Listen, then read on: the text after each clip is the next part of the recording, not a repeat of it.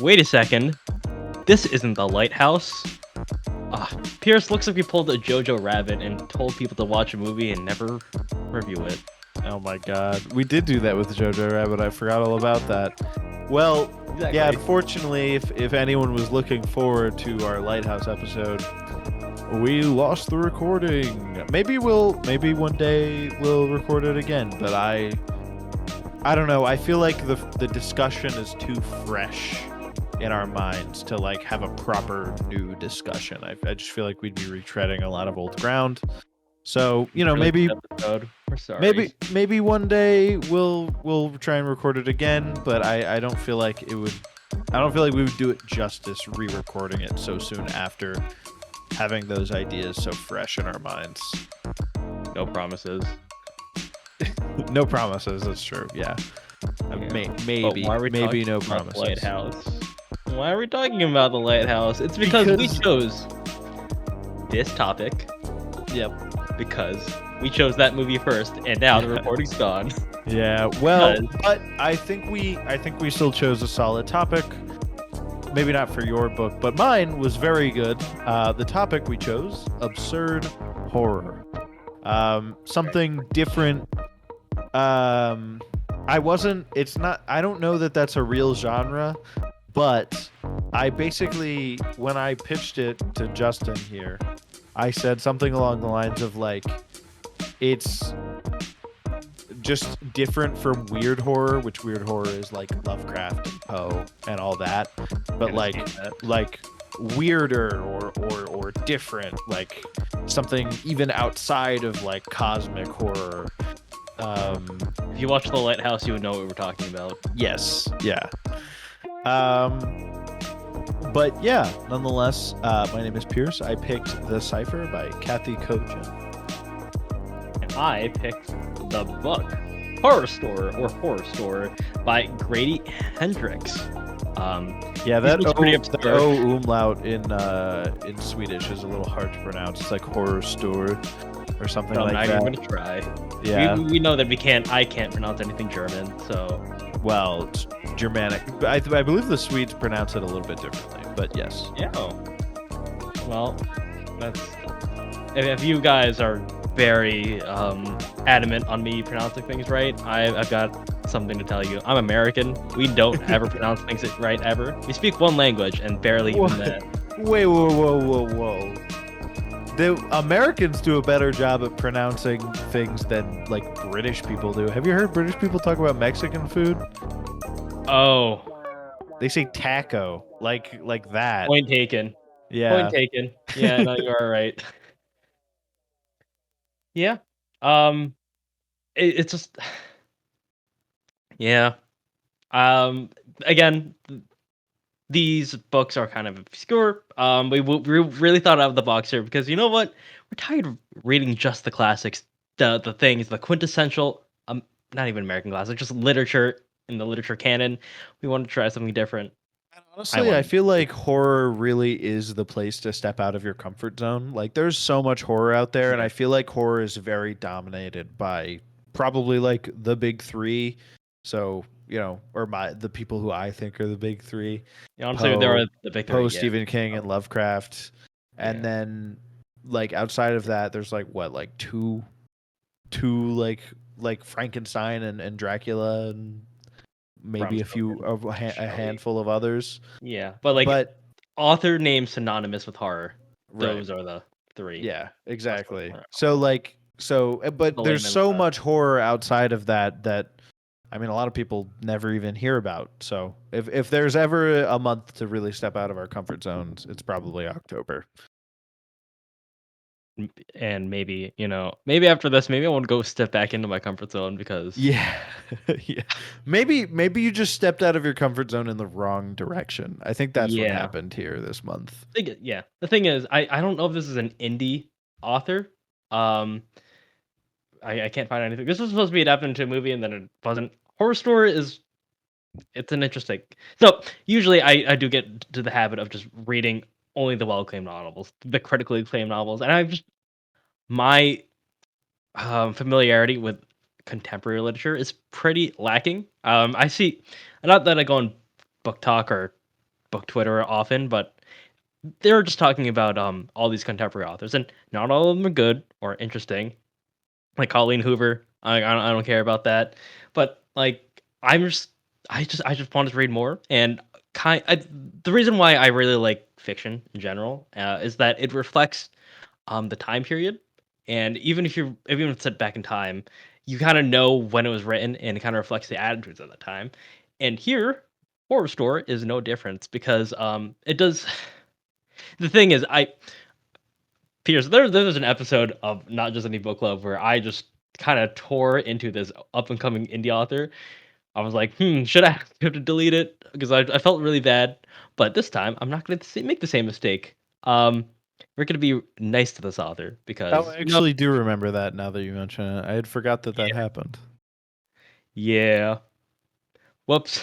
I swear I'm not that bad of a guy, or I'm not that bad of a guy as I was in that episode. I This think episode, it's so I think it's just like it's hard to balance the like yeah, enjoyment of a work with criticism of that work. If you really yeah, thought it was like terrible, then like who's to say you're wrong? But also like, you know, a lot of these authors put their like souls into these works, so it's yes. like it's difficult to balance that. And I am in the minority here because I don't know. This book was apparently well acclaimed. This was released in 2014. Um, it this was again. It was about to be adapted into a movie. It got released to a well acclaimed audiobook, and I saw people on Reddit saying, "Yo, this book is pretty good." Um, I personally didn't think so, and I could say that I could just dig into it, but the thing is, again, what I like most about fiction is that it reflects life and it reflects contemporary life. And I think what Grady Hendrix was trying to do here was very interesting. This is supposed to be written as a horror comedy. I personally didn't think it was, you know, neither very scary or very funny. But I did think that this was one of those. I really hate to use the word elevated horror because that's a term that has been gaining some traction recently, and I don't know. It's horror with a message, Mhm. and here it's about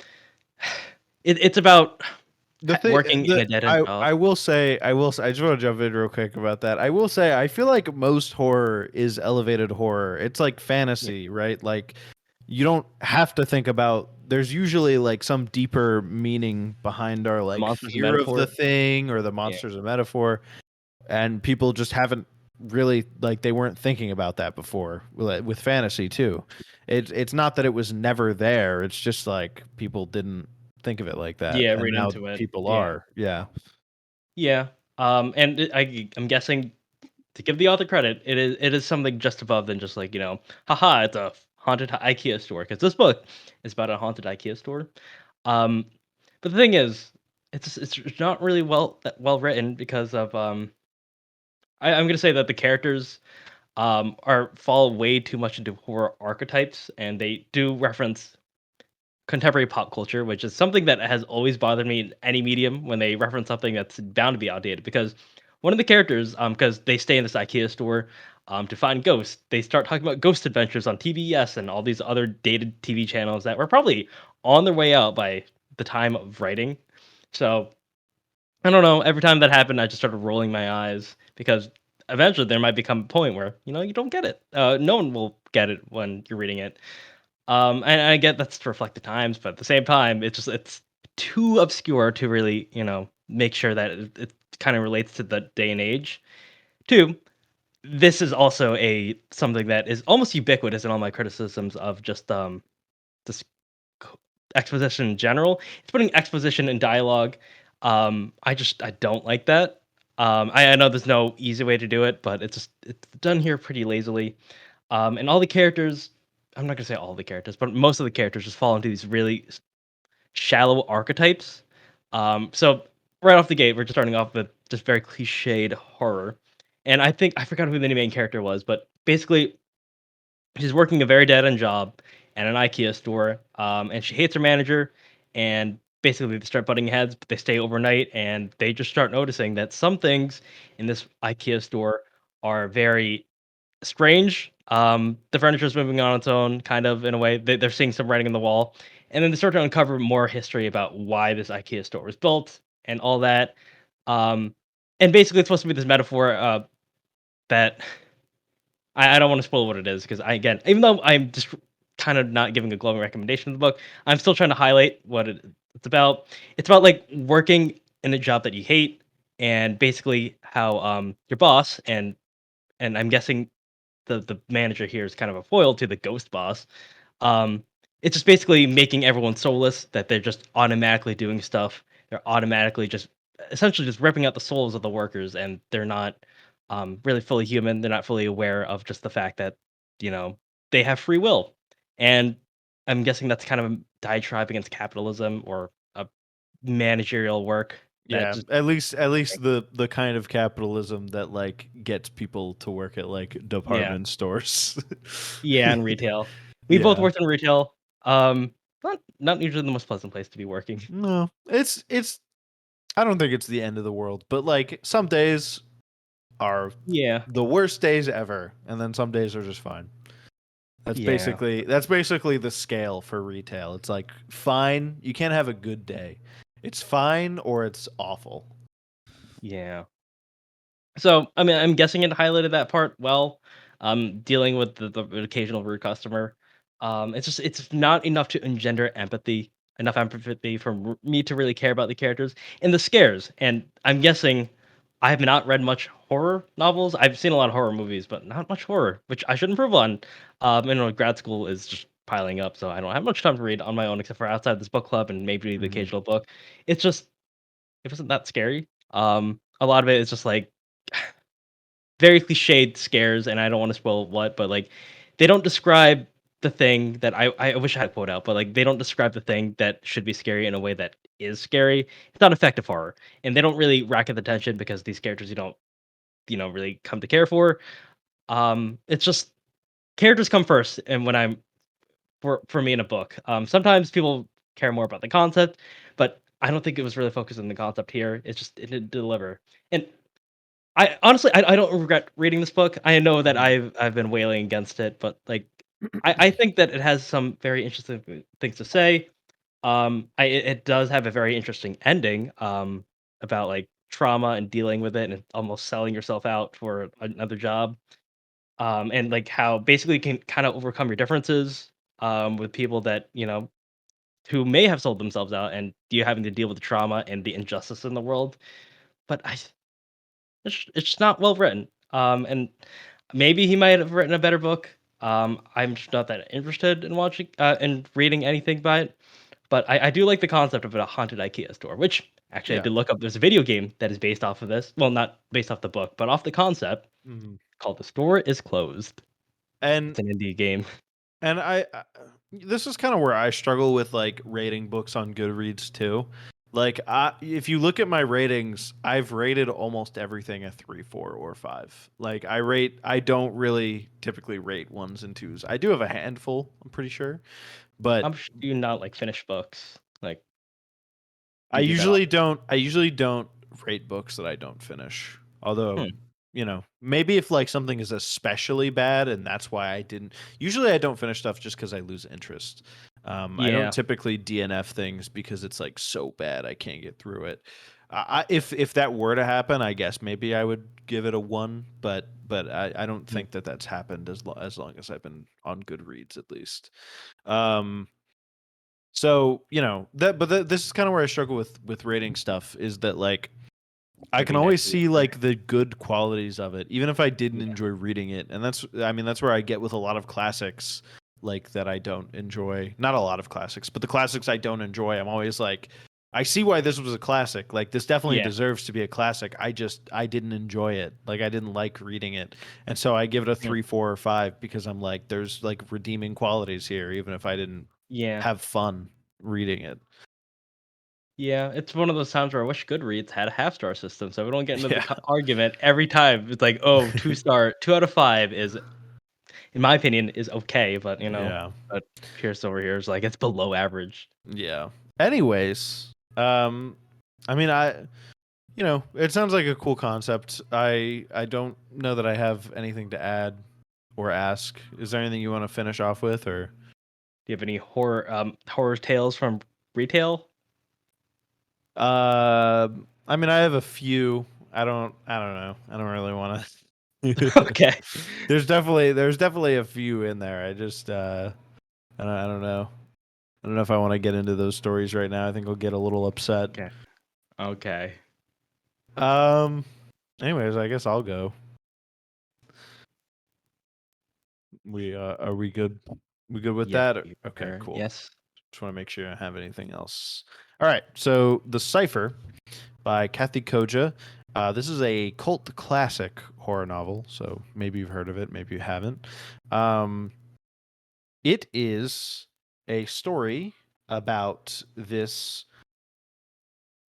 couple. They're not really together, but they are together. It's complicated, basically. And when we open, they've already found this, but at some point before the beginning of the story, they found in a storage closet or janitor's closet or some kind of room in the narrator's apartment building, the narrator Nicholas,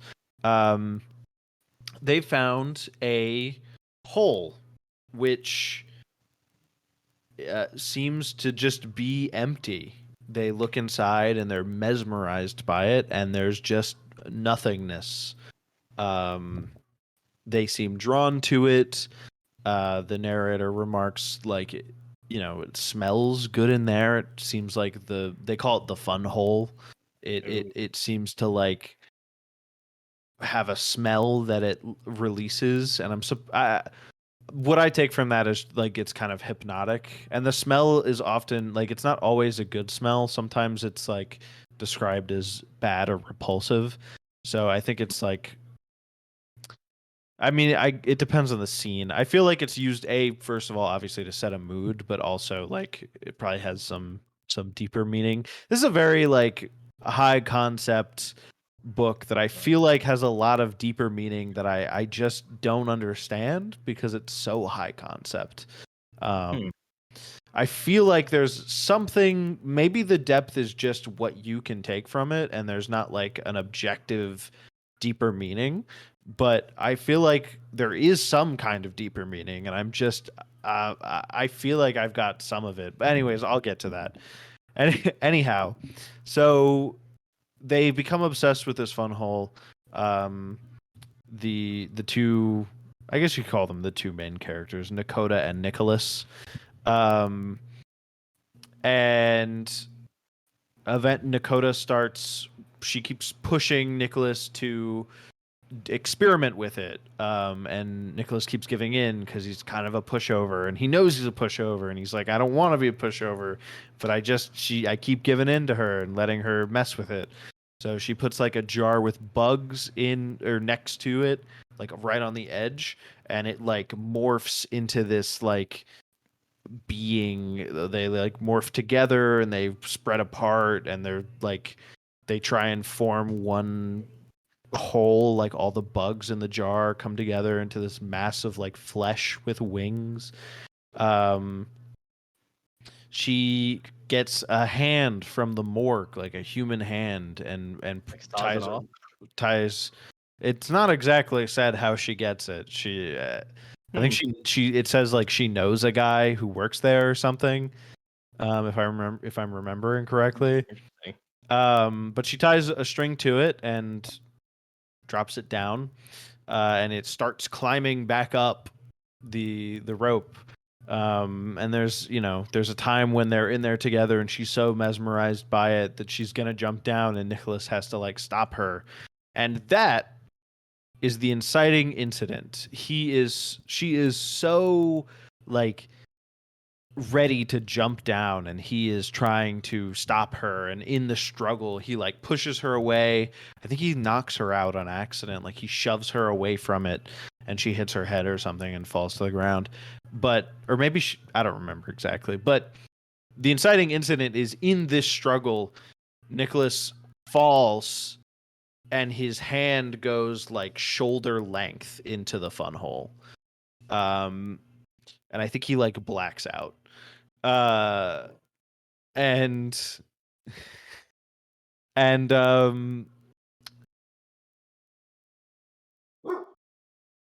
Aries.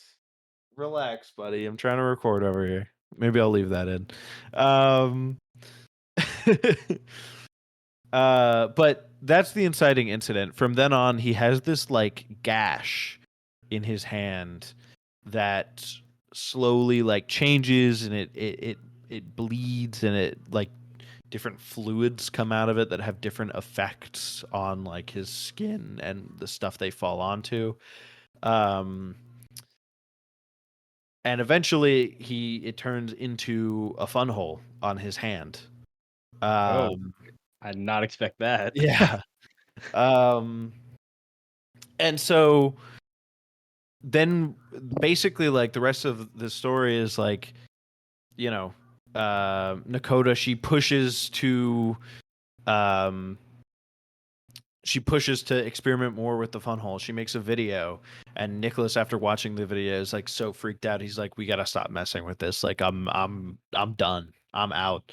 And so she gets revenge on him by like getting more people involved, and then because more people are involved, and something else happens, he's like, "Okay, we'll mess with it a little bit more," and then it's clearly having some kind of an effect on him, like his connection to it. And Nakota tells him like several times, like, it doesn't work without you. Like, I've gone by myself before. You have to be there. And yeah,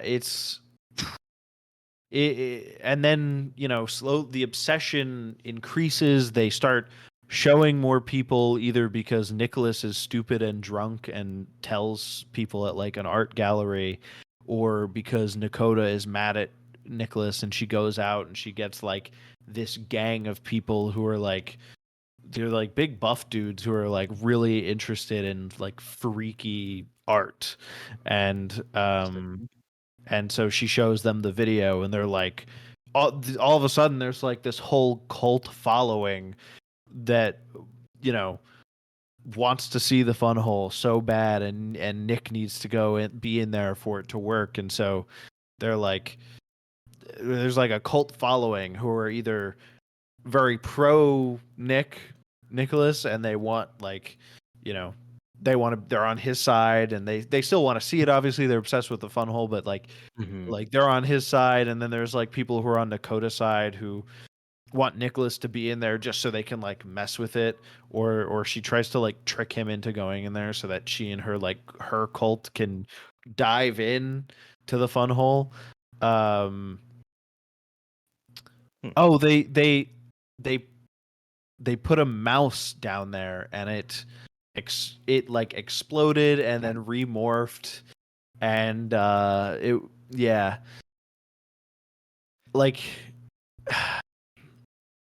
so much stuff happens. And I think I also need to, it's 200 pages, but it felt Very so dense. long. Yeah. Yeah. And not because so much happens, although it does feel like a lot happens, but because partially because of the style, honestly. Ooh. I've mentioned the style to Justin. I'm gonna read a paragraph just to show. It's like the antithesis of um, Cormac McCarthy, where he says "and" a lot, and this is very like Very uh, plain. Well, she how do you uses describe she uses a lot she uses a lot of punctuation instead of Cormac okay. McCarthy, who like avoids Ooh, that's punctuation. interesting. Um, So here we go. So I didn't answer her. Back to the kitchen. Get your own mineral water. The beer was almost too cold. It hurt going down. When I came back to the living room, what passed for it, big window, small floor space, couch, bed, and bad chair, she smiled at me. The real thing this time. Um, Sometimes I thought I was the only one who ever saw that she was beautiful, who ever had.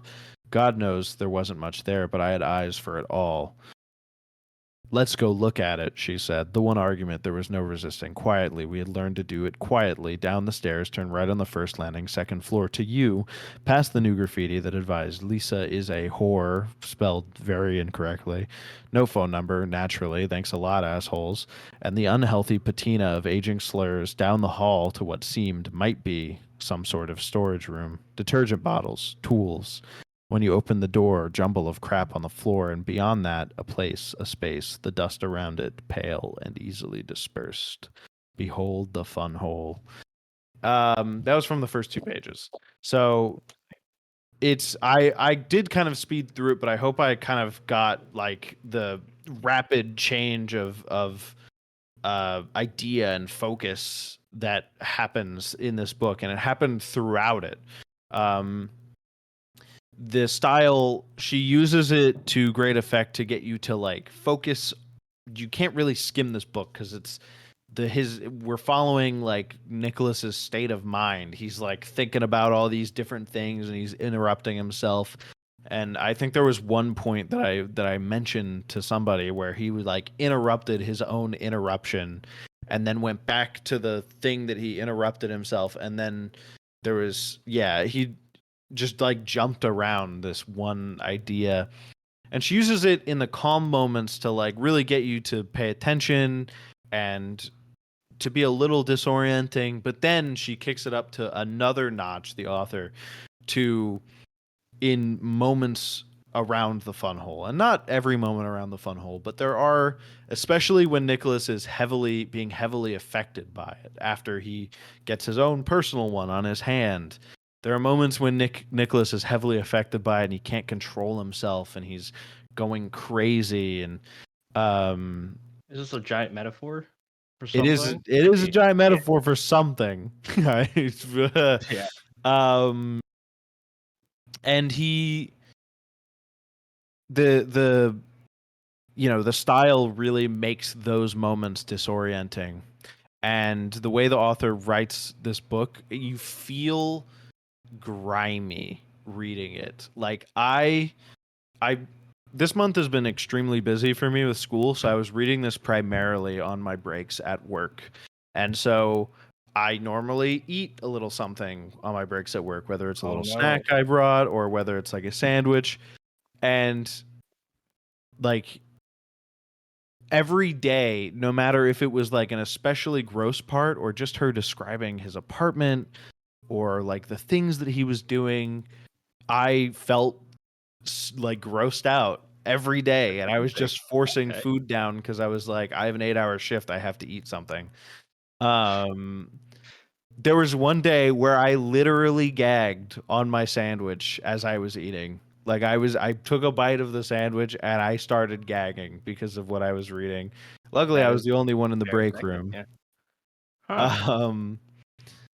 And there was another time when I was reading. I wasn't eating this time, but I was reading it, and it was one of those moments where Nicholas is being heavily affected by like the funhole's aura, and he was going crazy and doing a bunch of things. And I finished that chapter or that section, and I was like, "Oh, break's over." And so I closed the book and I stood up and I was like disoriented. Like I was actually like I stood up and I was actually dizzy, and I was starting to get a headache because it was it's very immersive. It forces you to focus on what's happening at all times if you really want to like get into the book.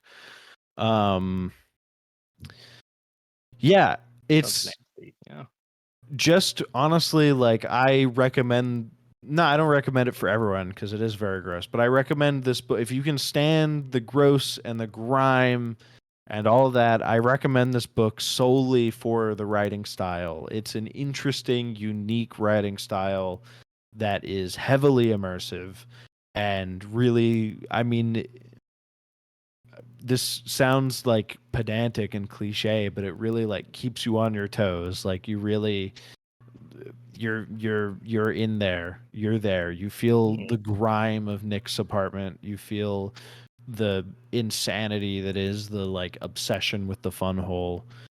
Um, and it's interesting. The obsession with the fun hole is further, even more interesting because of as this like obsession with the fun hole is heightened. More characters come in. This cult following amasses. I felt myself becoming more obsessed with the story, how it would end, Nakota and Nick's relationship, what the fun hole actually was, which is honestly what all these characters wanted to know. That's the thing. Because it's so high concept and we don't really understand it, and the characters understand it about as much as we do, it becomes this the characters stand in for you. Their obsession becomes your obsession, but it's not. Obviously theirs is more exaggerated and heightened, but I needed to know how it was going to end, and the ending was about as confusing as everything else, to be honest. But it it was very good, I think, even though I was thoroughly grossed out in many parts of the book. There's a lot of I guess I should say this to, cover all of my bases, given that I recommended the book. There are lots of sex scenes. And many of them are gross. And I don't mean in like that's kind of a weird kink thing. Yeah, like maybe some people are into some of the things that are in this book. I guess that's theoretically possible, but to me, and I would say probably to the average person, a lot of it's real gross. I showed Emma I sent my girlfriend because I was like, I had to read this. Now you do. There's a scene in the book where the narrator Nicholas finishes going to the bathroom, and it reads that right after he wipes, Nakota, for lack, I'm trying to keep it as not family friendly because we've passed that point already, but PG-13 as PG-13 and secretive as we can. She kneels in front of him.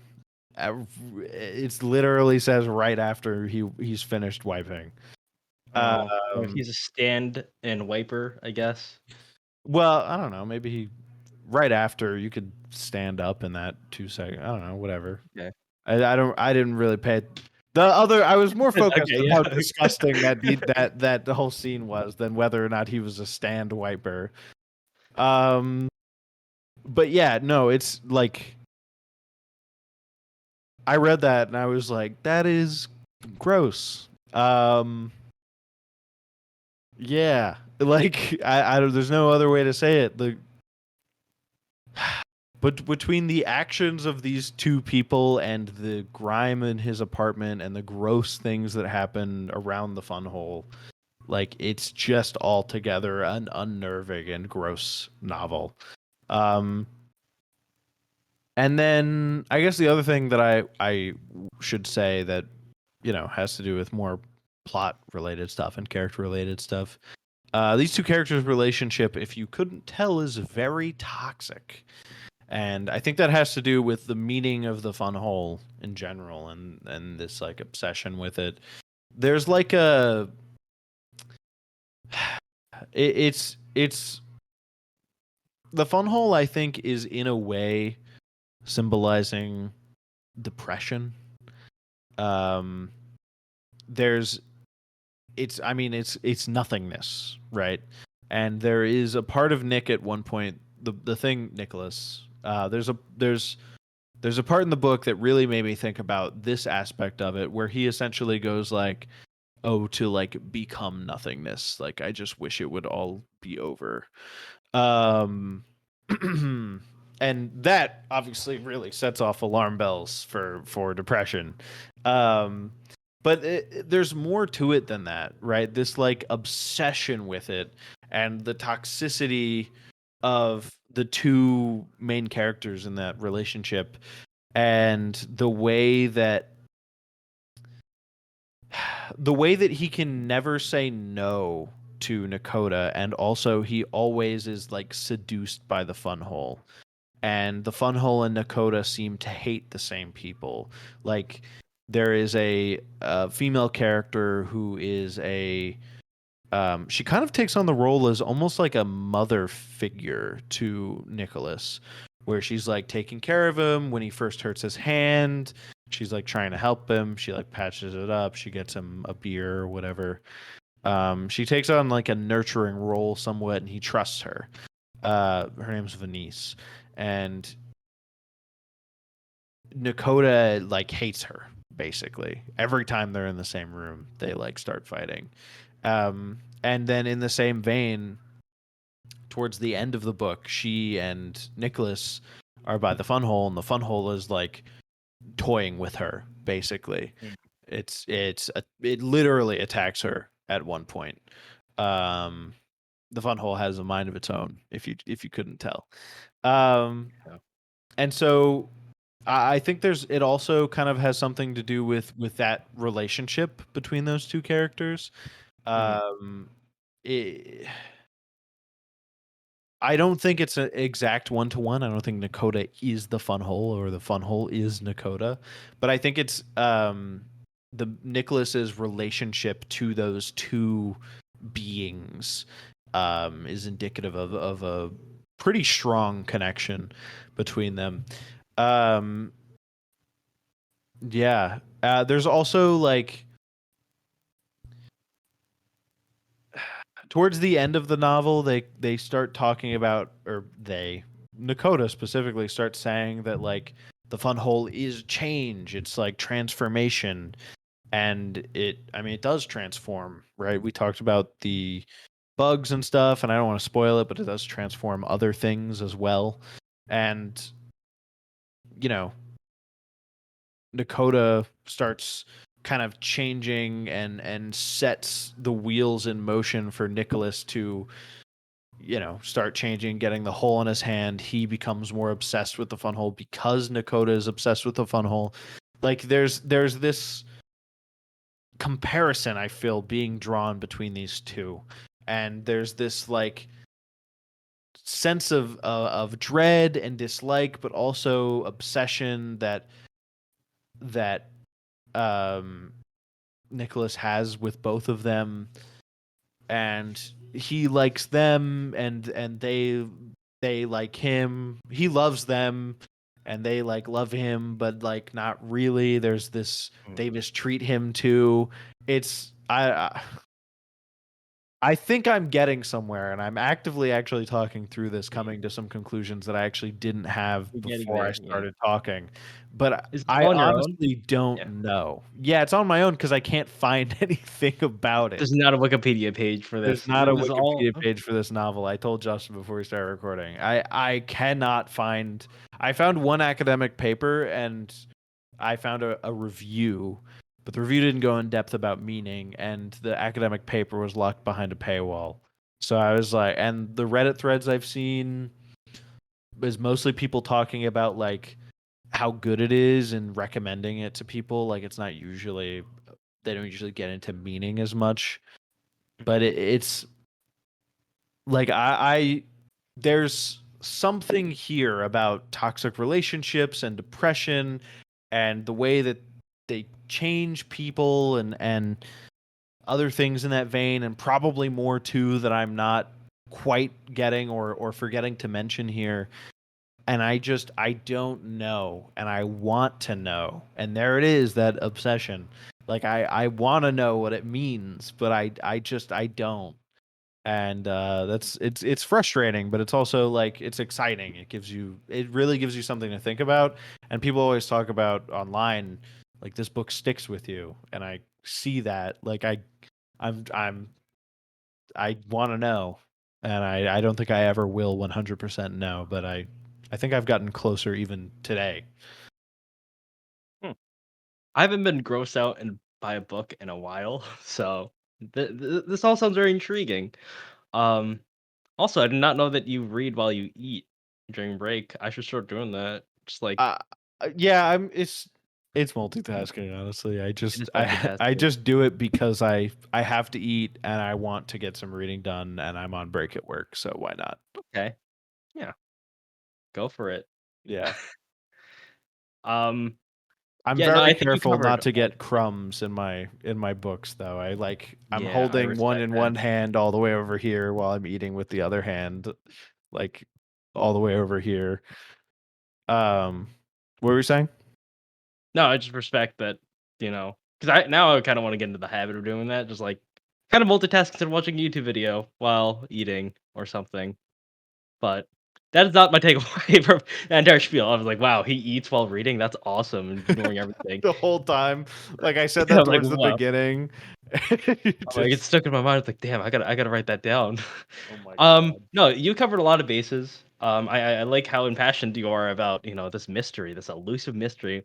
That I mean, it sounds like there's not one answer. There are many Mhm. answers. It's one of those things that I kind of like an open-ended book sometimes, where there's not always a clear answer. It's not always cut and dry, and sometimes it's not afraid to be gross and disgusting, which Yeah. this book is unapologetically is, but not in a way that's gratuitous, which Right. I commend it for that. Not indulging in just disgust. The thing is like I this book is so weird for me. I've never felt the need to so heavily recommend a book while also so heavily cautioning about its level of grossness. So like Lolita, Um essentially. in a different way, yeah. Yep. Yeah, Like you literally feel grimy as you're reading it. Like yeah, it is a hard it is actively hard to get through at times, but it is worth it in the end, I think. yeah. Yeah, and it's not in. Yeah, and it's not gratuitously gross. It's in the way it's tastefully disgusting. It's not like it's not gross for the sake of being gross or weird for the sake of being weird. It has all these symbols and all that. Yeah. So I it's very hard to execute correctly because sometimes it gives you lowbrow. It's like, oh, there's poop on the ground. Look how disgusting it is. It takes a level of talent to actually make that poop on the ground mean something. I don't know why I went Yeah. there, but I went there. I So there are poop jokes slash like references in the book too. Like there are things that on their own would probably be gratuitous, but like as a whole altogether they because it's constant it adds mhm. to this feeling. It's not out of place and gratuitous. It adds to this constant like very um what's the word, a continuous feeling of disgust. Yeah. Yeah. Anyhow, I mean I don't think I have anything else to add right now. I probably will continue thinking about this book for at least a little while longer. Yeah. But I think I covered most of my bases, that at least that I can remember. Yes, you have. And apologies to the people that were not expecting that entire description, but it is horror month, so Yeah. I don't know what to tell you. What did you expect? That's a spooky month. Yeah, I guess I could have said something like it's gross. I guess I could have If you started don't with like that. poop, Yeah. sorry. Too late. But yeah, I think that's about it. I don't have Um, anything else to say. Yeah. you can join us next month for Philosophy Month. We're basically doing Plato. Are we just gonna Mm. call it Plato Month and then maybe do like general The philosophy Republic later? month. Yeah, like we're both reading the Republic and I read a couple other Plato things. Yeah. So maybe we just call it Plato Month. Like Plato month. Plato and November. we're honestly not sure if we're going to be we're not sure if we're going to be doing a bookends episode, but we might, You be on the might. It could lookout be for just that. something random. We don't know. See it on Twitter if it happens, but we'll definitely again last Saturday of the month be talking about the Republic. So, Yes. A all right. lot of annotating will be happening there for me and on my end and looking up other people saying because Mhm. just saying, I Pierce may know a little bit more about this because he's really into philosophy. This is me dipping my toe. This is my second philosophy book maybe third philosophy book ever. This is me dipping my toe too, but I did dip my toe a little bit deeper because I read ankle deep, yeah. the other Plato, the other works Yeah. by Plato too. Anyhow, you can find us on Twitter at Not Just Any Pod. You'll get updates about what we're doing as well as some memes from Memes. Justin right here. I can't out You- myself. if you enjoyed this episode, please give us a like, a follow, a rating, subscribe, whatever it is on whatever platform. We truly do appreciate it. And yeah. Yeah. To all the ghosts out there that are named Prometheus, good